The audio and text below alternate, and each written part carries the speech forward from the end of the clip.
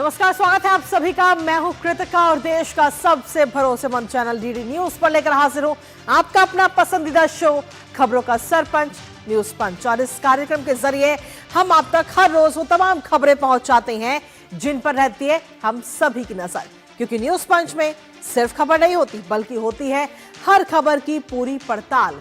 तथ्यों और आंकड़ों के जरिए आपको समझाते खबर का हर एक बिंदु, साथ ही ग्राउंड जीरो पर मौजूद अपनी टीम से जानते हैं एक एक अपडेट। और आज न्यूज पंच के जरिए जिन प्रमुख खबरों की करेंगे हम विस्तार से बात। सबसे पहले एक नजर डालेंगे उन प्रमुख खबरों पर, टॉप लाइन्स पर।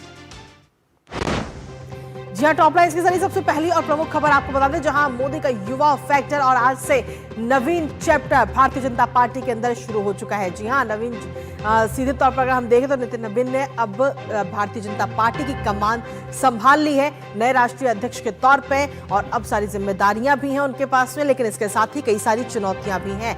आज के कार्यक्रम को संबोधित करते हुए नितिन नवीन ने और साथ ही प्रधानमंत्री नरेंद्र मोदी ने क्या कुछ कहा है, बताएंगे आपको इस खबर के बारे में विस्तार से। लेकिन इसके साथ ही जो दूसरी प्रमुख खबर वो है तमिलनाडु से जुड़ी, जहां राष्ट्रगान का अपमान किया गया, जिसको लेकर तमिलनाडु सरकार इस समय चौतरफा घिर चुकी है और राज्यपाल की तरफ से कई सारे गंभीर आरोप लगाए गए हैं। क्या कुछ कहना है राज्यपाल का इस पूरे मामले को लेकर, वो भी आपको विस्तार से बताएंगे। लेकिन इसके साथ ही जो तीसरी प्रमुख खबर है वो है अंतर्राष्ट्रीय जगत से जुड़ी हुई, जहां बवाल से अब आपातकाल कहीं ना कहीं लग चुका है। जी हां, ग्वाटेमाला की हम बात कर रहे हैं, जहां पर पहले बवाल हुआ कैदियों की तरफ से और 7 पुलिसकर्मियों की जहां पर मौत भी हो गई, लेकिन उसके बाद में अभी इस समय इमरजेंसी वहां पर 30 दिन के लिए लगा दी गई है। क्या कुछ लेटेस्ट अपडेट वहां से, वो भी आपको बताएंगे विस्तार से। तो चलिए शुरुआत करें पहली और प्रमुख खबर के साथ, जहां आपको बता दें कि आज भारतीय जनता पार्टी को नया राष्ट्रीय अध्यक्ष मिल चुका है।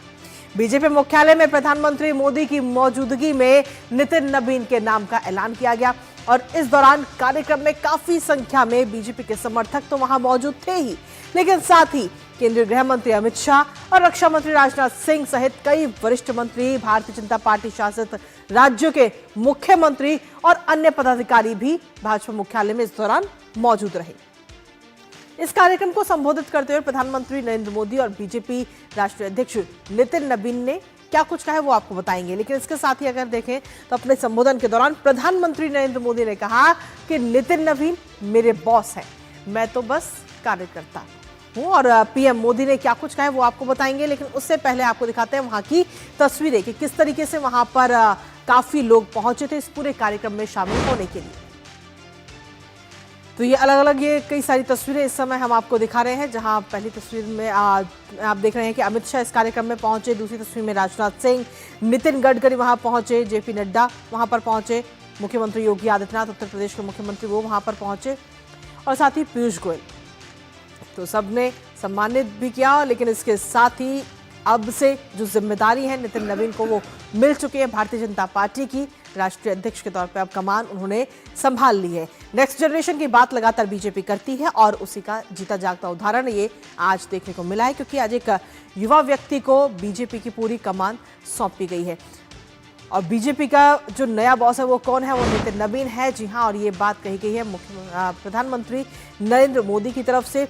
4 तस्वीरें इस समय हम आपको दिखा रहे हैं आज की, जिसमें जब नितिन नवीन आज सुबह सुबह मंदिर गए, गुरुद्वारे गए, दर्शन पूजन करते हुए वो नजर आए।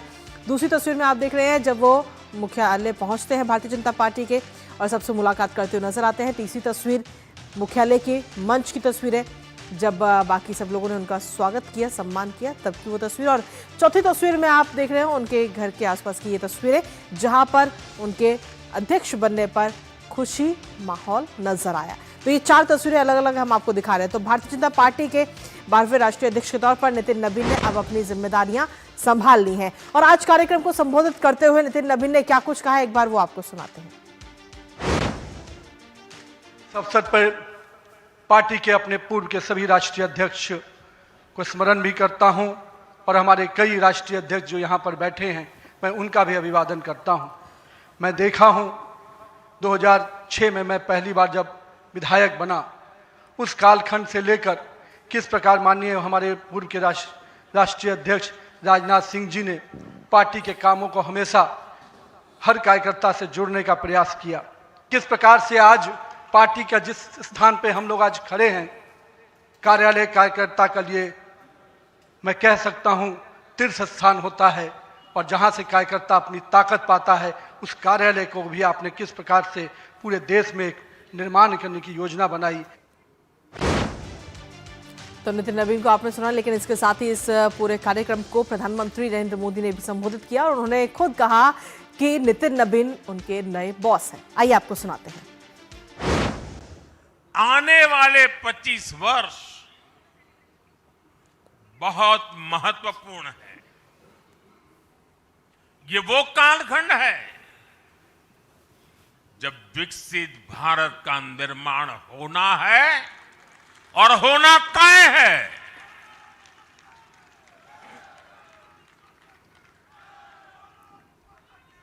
इस महत्वपूर्ण कालखंड की शुरुआत में हमारे माननीय नितिन नवीन जी बीजेपी की विरासत को आगे बढ़ाएंगे।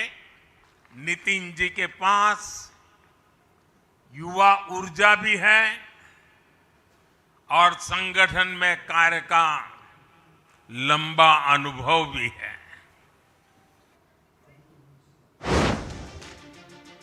और चलिए अब कुछ खास तस्वीरें आपको दिखाते हैं। नितिन नवीन को नई जिम्मेदारियां मिलने के बाद में कई जगह से ये सेलिब्रेशन की ये तस्वीरें इस समय सामने आई हैं। वो तस्वीरें आपको दिखाते हैं। अलग अलग जगह की ये तस्वीरें हम आपको दिखा रहे हैं जहां भारतीय जनता पार्टी के नए बॉस हैं अब नितिन नवीन।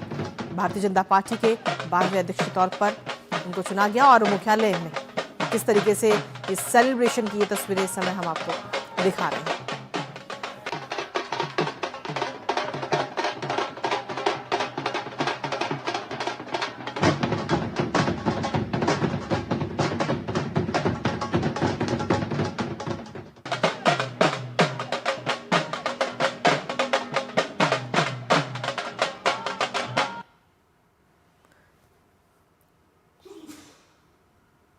तो ये अलग अलग जगह से ये तस्वीरें इस वक्त सामने आई। नितिन नवीन को शुभकामनाएं देते हुए और साथ ही लड्डू बांटते हुए खुशियां इस वक्त मनाई जा रही हैं कि नितिन नवीन को ये नई जिम्मेदारियां दी गई।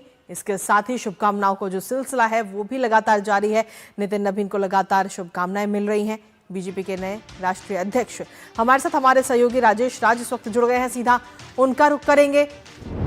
राजेश राज, सीधे तौर पर आप खुद वहां पर मौजूद रहे जब मुख्यालय में ये पूरा कार्यक्रम हुआ। काफी संख्या में समर्थक भी वहां पर मौजूद थे और साथ ही कई केंद्रीय मंत्री वहां पर मौजूद रहे, कई नेता वहां पर मौजूद रहे। किस तरीके की तस्वीरें वहां पर आज नजर आई, सबसे पहले ये बताइए।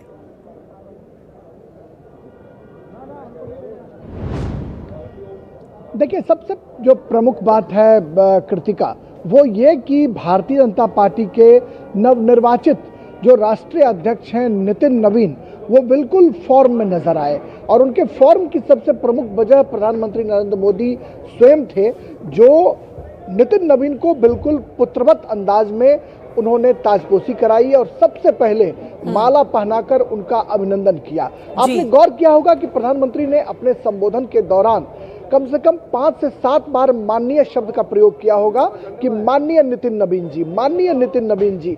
प्रधानमंत्री के इस वाक्य में एक बड़ा संदेश है, एक बड़ा मैसेज छिपा हुआ है कि पार्टी का कोई भी कार्यकर्ता से लेकर देश का कोई जो प्रधानमंत्री है वो भी नितिन नवीन को बॉस समझे, क्योंकि पार्टी का अध्यक्ष भारतीय जनता पार्टी में सबसे बड़ा होता है। जी बिल्कुल। यह संदेश प्रधानमंत्री ने देने की कोशिश की और ये भी कहा कि अब नितिन नवीन जो है वो हम सबों के बॉस हैं। तो एक बड़ा संदेश है और यह भारतीय जनता पार्टी में ही संभव है कृतिका की जमीन से जुड़े हुए जो कार्यकर्ता हैं उनको फर्श से लेकर अर्श तक की यात्रा बीजेपी करवाती है और इसका जीता जागता प्रमाण जो है नितिन नवीन है।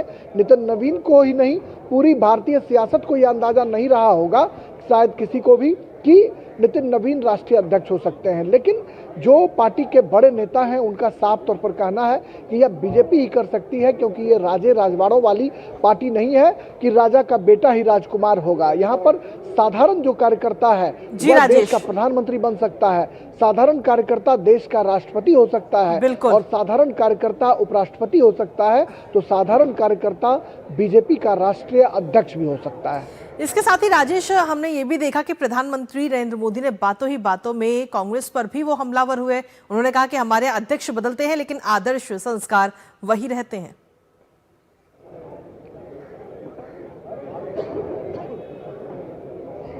देखिए, निश्चित तौर पर भारतीय जनता पार्टी के लिए गर्व का क्षण है कि 45 साल की बीजेपी हुई और 45 साल का भारतीय जनता पार्टी को राष्ट्रीय अध्यक्ष के रूप में एक शानदार तोहफा भी मिला। ये अमूमन कम देखने को मिलता है। 80 साल से अधिक उम्र है मल्लिकार्जुन खड़गे की। आपने देखा कांग्रेस की जो एक लंबी परंपरा है राष्ट्रीय अध्यक्षों की, सीताराम केसरी से लेकर मल्लिकार्जुन खड़गे तक की बात करें तो ये सभी लोग 80 प्लस वाले लोग हैं और बीजेपी ने 40 प्लस वालों को भारतीय जनता पार्टी का राष्ट्रीय अध्यक्ष बनाया है। तो निश्चित तौर पर आने वाले दिनों में जो प्रधानमंत्री ने ये उम्मीद जताई है कि नितिन नवीन के नेतृत्व में बंगाल में भी कमल खिलेगा, तो निश्चित तौर पर बिहार का ये नौजवान, बिहार का ये जो पॉलिटिक्स करने वाले जो युवा मोर्चा के प्रदेश अध्यक्ष रहे हैं नितिन नवीन, वो बंगाल के लिए बेहद उपयोगी साबित हो सकते हैं। और यही वजह है कि प्रधानमंत्री को नितिन नवीन पर पूरा भरोसा है कि बंगाल में भी नितिन के नेतृत्व में कमल खिलेगा। और चर्चा ये हो रही है कि कार्यकारी अध्यक्ष के तौर पर ही इनके पैर इतने शुभ है कि महाराष्ट्र में भी जो बीएमसी का चुनाव हुआ उसका किला फतह बिल्कुल, क्योंकि कई सारी चुनौतियां भी हैं इस बार 2026 में। कई राज्यों में विधानसभा चुनाव भी नजर आप लगातार बनाए रखें। लेकिन फिलहाल शुक्रिया आपका तमाम जानकारी हमारे साथ साझा करने के लिए। और इसी के साथ चलिए अब अगली महत्वपूर्ण खबर का भी रुख कर लेते हैं, जहां आपको बता दें कि राष्ट्रगान कानों में पढ़ते ही हर एक भारतीय के अंदर देशभक्ति की भावना जागृत हो जाती है और वो खुद उसके सम्मान में खड़ा हो जाता है। लेकिन तमिलनाडु की विधानसभा में राष्ट्रगान का सम्मान नहीं बल्कि अपमान की बात सामने आई है। जी हाँ, तमिलनाडु की विधानसभा में एक बार फिर से टकराव की स्थिति पैदा हो गई। राज्यपाल RN रवि ने सदन में राष्ट्रगान का अपमान होने का आरोप लगाते हुए अभिभाषण दिए बगैर ही वहां से वो चले गए। हालांकि इससे पहले भी तमिलनाडु की स्टालिन सरकार और गवर्नर रवि के बीच में टकराव के कई मामले सामने आ चुके हैं। दरअसल आज तमिलनाडु विधानसभा के बजट सत्र का पहला दिन था, जहां राज्यपाल RN रवि ने परंपरागत अभिभाषण देने से इनकार करते हुए सदन से वॉकआउट कर लिया। राज्यपाल ने आरोप लगाया कि उन्हें बोलने नहीं दिया गया और उनका माइक बार बार बंद किया गया। जानेंगे इस पूरी खबर को लेकर ताजा अपडेट। उससे पहले आपको दिखाते हैं तमिलनाडु विधानसभा में ये पूरा ड्रामा। तो जी हां, राष्ट्रगान का अपमान देखने को मिला तमिलनाडु की विधानसभा के अंदर। राज्यपाल का विधानसभा से वॉकआउट, जहां उनके बोलने को लेकर के और माइक लगातार बार बार बंद किया जा रहा था, जिसको लेकर RN रवि ने विधानसभा से वॉकआउट किया है। आज विधानसभा सत्र का पहला दिन था। तमिल गान के बाद राष्ट्रगान बजाने की मांग की गई थी, लेकिन जब राष्ट्रगान को प्ले नहीं किया गया तो उसके बाद में वो वहां से वॉकआउट करते हुए नजर आए। मांग नहीं मानने पर राज्यपाल ने वहां से वॉकआउट किया और बिना अभिभाषण पढ़े ही सदन से बाहर वो चले गए। और इस पर कुछ खास तस्वीरें आपको दिखाते हैं, जहां नितिन नवीन इस वक्त जिम्मेदारी संभालते हुए नजर आ रहे हैं और पूरा चार्ज उन्होंने लिया है। और उस वक्त की ये खास तस्वीरें आपको दिखा रहे हैं। खुद प्रधानमंत्री नरेंद्र मोदी इस वक्त वहां पर मौजूद हैं, पुष्पगुच्छ देकर और मिठाई खिलाकर उनको शुभकामनाएं भी दी और नई जिम्मेदारियों के लिए। और इसके साथ ही कई सारे और भी केंद्रीय मंत्री इस दौरान वहां पर आप देख पा रहे होंगे तस्वीरों में नजर आ रहे हैं। रक्षा मंत्री राजनाथ सिंह भी वहां पर मौजूद हैं और साथ ही पूर्व बीजेपी के राष्ट्रीय अध्यक्ष जो हैं JP नड्डा, वो भी वहां पर इस समय मौजूद हैं। अमित शाह वहां पर इस वक्त मौजूद हैं। तो जिम्मेदारियां लेते हुए और पूरा चार्ज लेते हुए इस वक्त नितिन नवीन नजर आ रहे हैं, तस्वीरों के माध्यम से आप देख रहे हैं। तो अब भारतीय जनता पार्टी की जो पूरी कमान है वो इस वक्त अब एक युवा के हाथों में आ चुकी है। नितिन नवीन भारतीय जनता पार्टी के 12वें राष्ट्रीय अध्यक्ष के तौर पर अपनी जिम्मेदारियां वो संभाल चुके हैं। हालांकि उनके सामने चुनौतियां भी कई सारी हैं, क्योंकि 2026 में कई राज्यों में विधानसभा के चुनाव हैं। ऐसे में देखना होगा कि किस तरीके से वो इन चुनौतियों का सामना करते हैं। हालांकि फिलहाल क्योंकि प्रधानमंत्री नरेंद्र मोदी लगातार कहते हैं कि अब जो आगे समय है वो युवाओं का समय है, लगातार प्रधानमंत्री नेक्स्ट जनरेशन की बात करते हैं और उसी का जीता जागता उदाहरण भारतीय जनता पार्टी के अंदर भी नजर आ रहा है। क्योंकि नितिन नवीन को एक तरफ भारतीय जनता पार्टी 45 साल की हुई है, तो वहीं दूसरी तरफ भारतीय जनता पार्टी की कमान भी 45 साल के एक युवा को आज सौंपी गई है। तो अब अपनी पूरी जिम्मेदारियों को संभालते हुए नजर आएंगे नितिन नवीन भारतीय जनता पार्टी के राष्ट्रीय अध्यक्ष के तौर पे।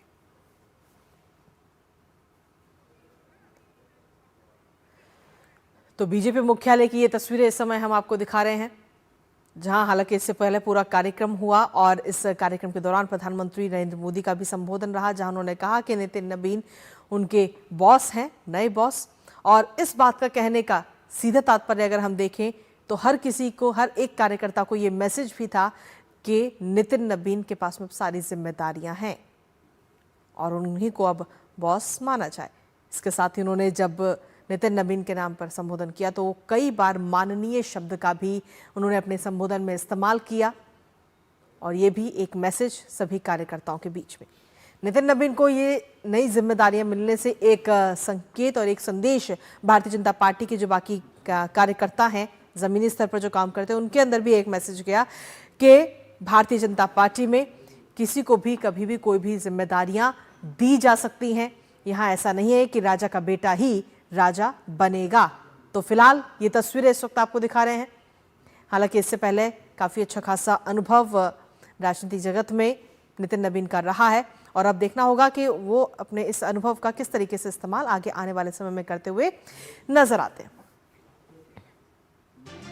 तो लगातार ये तस्वीर हमने आपको दिखाई, लेकिन इससे पहले हम बात कर रहे थे तमिलनाडु के, जहां पर राष्ट्रगान के अपमान का ये पूरा मामला सामने आया तमिलनाडु विधानसभा में और एक बार फिर से स्टालिन सरकार और राज्यपाल के बीच में टकराव की स्थिति ये नजर आई। वॉकआउट के बाद में जब राज्यपाल वहां से वॉकआउट किया राज्यपाल ने, तो उसके बाद में विधानसभा अध्यक्ष ने तमिल संस्करण पढ़ा और वॉकआउट के बाद काफी हंगामा भी इस दौरान वहां पर देखने को मिला। विपक्षी दल AIADMK के विधायकों ने भी वहां से वॉकआउट करते हुए नजर आए। DMK सरकार के खिलाफ काफी नारेबाजी वहां पर इस दौरान की गई, क्योंकि राज्यपाल ने ना तो अभिभाषण दिया और बिना अभिभाषण दिए ही वो वहां से चले गए। आज तमिलनाडु विधानसभा का पहला दिन था और पहले ही दिन कहीं ना कहीं ये टकराव की स्थिति आज नजर आई है। AIADMK ने सीधे तौर पर हमलावर होती हुई नजर आई और कहा कि महिलाएं सुरक्षित नहीं है। सुरक्षा मामले में DMK सरकार को घेरती हुई इस वक्त नजर आई है। और इस समय हमारे साथ हमारी सहयोगी अक्षय इस वक्त जुड़ गई हैं, सीधा उनका रुख करेंगे ताजा अपडेट के लिए। अक्षय, सीधे तौर पर राष्ट्रगान का ये अपमान का पूरा मामला सामने है और जिसको लेकर के तमिलनाडु सरकार इस समय घिरती हुई नजर आ रही है। अक्षय,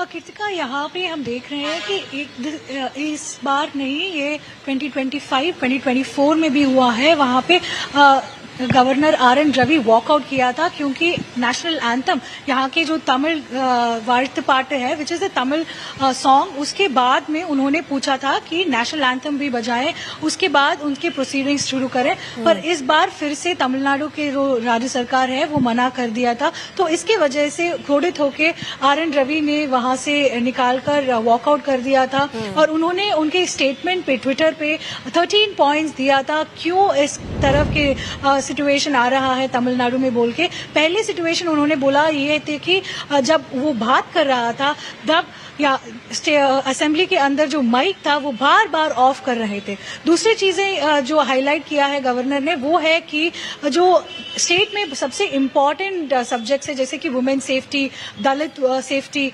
और जो इंफ्रास्ट्रक्चर का डेवलपमेंट, इस चीज के बारे में तमिलनाडु गवर्नमेंट उनके स्पीच में इंक्लूजन नहीं किया है और इसके वजह से गवर्नर नाराज है। और ये भी उन्होंने उनकी टीम के तरफ से स्टेट गवर्नमेंट के जो डिपार्टमेंट है उनसे भी कहा था, पर उसके लिए कोई भी एक्शन नहीं दिया था, तो इसके वजह से गवर्नर ने वॉकआउट किया था। ये है उनके जो स्टेटमेंट में नजर हुए आते हुए हमारे इम्पोर्टेंट स्टेटमेंट। बट उसी टाइम पे हमने देखा है कि CM MK स्टालिन ने भी सभा के अंदर जैसे स्टेट असेंबली के अंदर ये कहा है कि जो गवर्नर RN रवि ने आज किया है वो ठीक नहीं है और बार बार वॉकआउट करने से स्टेट असेंबली का इंसल्ट हो रहा है और पब्लिक जो इस सरकार को सिलेक्ट किया है इसके असर भी बहुत ही बुरे तरफ के हैं। और गवर्नर RN रवि का जो पोस्ट है उसके बारे में भी MK स्टालिन ने एक स्टेटमेंट दिया है कोटिंग अन्नादुरई। उन्होंने कहा कि जैसे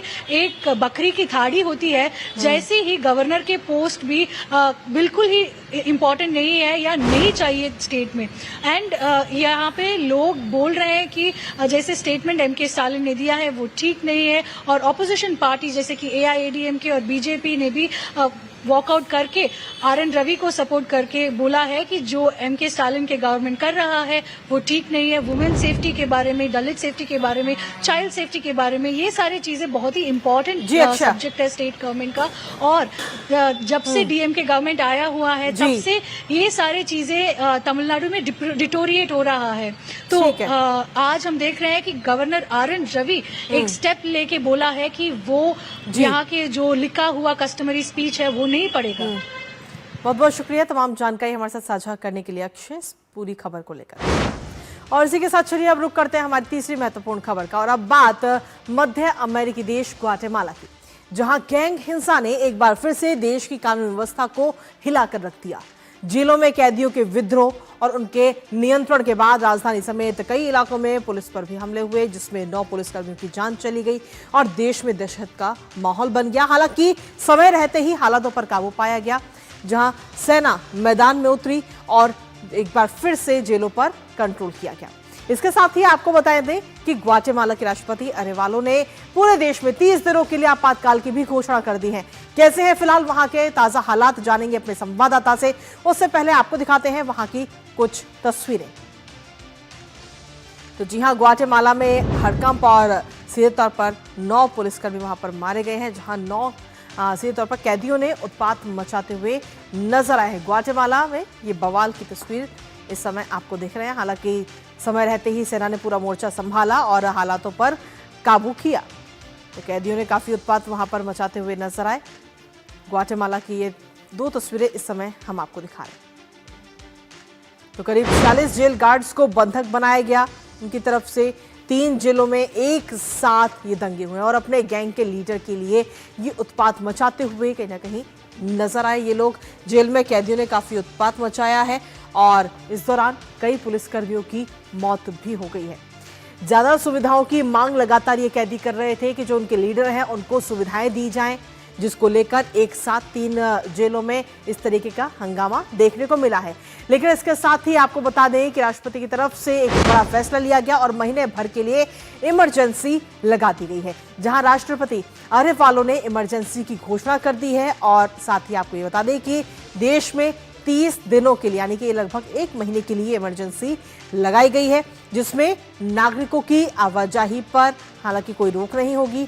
मृतकों के लिए शोक सभा भी आयोजित की जा सकेगी। अंतिम संस्कार में भी राष्ट्रपति शामिल हुए। साथ ही आपको बता दें कि उन्होंने कहा कि और सीधे तौर पर जब हालात वहां पर बेकाबू हो रहे थे तो सेना मौके पर पहुंची और सेना की मदद से पूरा कंट्रोल लिया गया।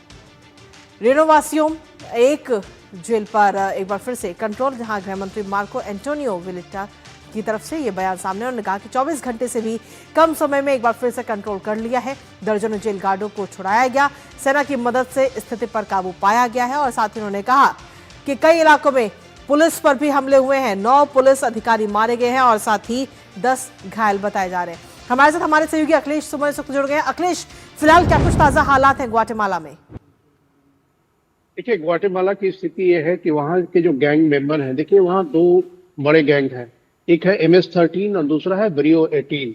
ये दोनों जो गैंग है वो अगर कहेंगे इनका ओरिजिन तो 1880 के दशक में, 1890 के दशक में अमेरिका के लॉस एंजल्स से हुआ था और उन्होंने ग्वाटेमाला में एक्टिविटी शुरू की। अब वहाँ की जो ब्यूरोक्रेसी के भ्रष्टाचार थे, वहाँ के पॉलिटिशियंस के भ्रष्टाचार थे, इसकी वजह से वो लगातार फलते फूलते रहे और उन्हें पूरे शहर, पूरे देश में एक्चुअली अपना नेटवर्क फैलाने में काफी वो सक्षम रहे, सफल रहे।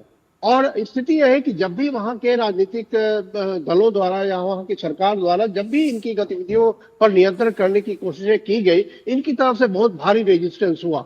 और अभी की जो हालात है वो यही है कि ग्वाटेमाला में जो सरकार है, सरकार ने अपनी मुश्किल कसरी शुरू की है और उन्होंने इमरजेंसी की जो घोषणा की है, उस इमरजेंसी की घोषणा के बाद उन्होंने दोनों गैंगों पे जो MS-13 है और BO-18 है, उन दोनों गैंग के मेंबरों को या तो अपने स्थानों में बंद रहने का आदेश दिया गया है या अगर वो बाहर निकलकर एक्टिविटी करेंगे तो उन्हें जेल में डाला जाएगा, इस तरह की कहावत की गई है। तो सबसे महत्वपूर्ण बात यह है कि इनके जो गैंग मेंबर है, वो गैंग मेंबर अपने साथ एक वो अपने गैंग का सिंबल भी रखते हैं, जैसे वो अपने हाथ में अपने कहीं जगह वो लॉकेट पहनेंगे, मतलब उनको पहचानना आसान है। और इसीलिए वहाँ इमरजेंसी 30 दिन के लगाई गई है कि ऐसे जो भी मेंबर बाहर सक्रिय दिखेंगे उनको जेल के अंदर किया जाए कोई भी कानून व्यवस्था की स्थिति न उत्पन्न बिल्कुल। हो।